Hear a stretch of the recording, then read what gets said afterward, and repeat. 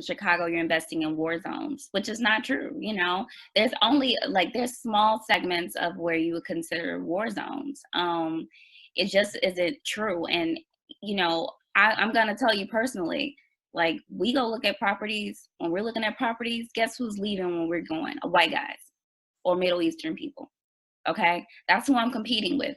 You know, I bought another property like in West Pullman, and there was a guy, a white guy, who owns like 5 or 6 properties on this one block. Well, he was pretty pissed off when we bought a property. We bid against him and we won. And you know, the tenants were telling me like, yeah, then that, you know, our landlord was pretty pissed off that you guys got that property. He lives in Northbrook. He's making all his money off this block with CHA, with Section 8, and he's living comfortably, and he comes in and picks up his rent, and he thought that he was entitled to buy the rest of the block, you know?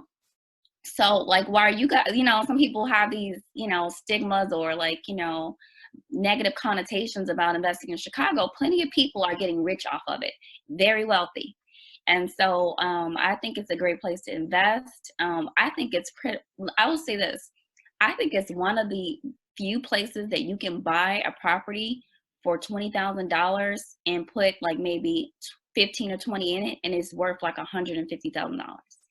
And I did that on my last deal, you know, like I bought a property for $20,000 next to a property that sold for $195,000. Now, is that insane? Literally next door to each other.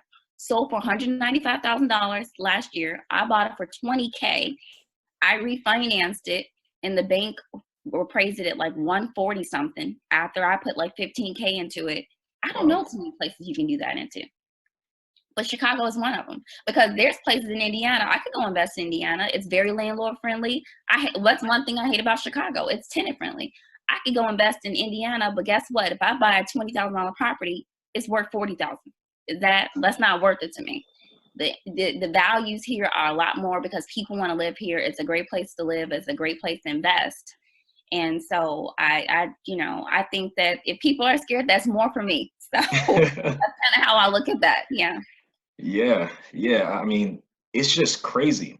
It's Yeah. just crazy. Like based on what you shared, you were just saying, you know, there's this, you know, this white dude who owns 5, 6 homes on the block. It's like someone's gonna make money off of it. So we could either talk down on our communities, Yes.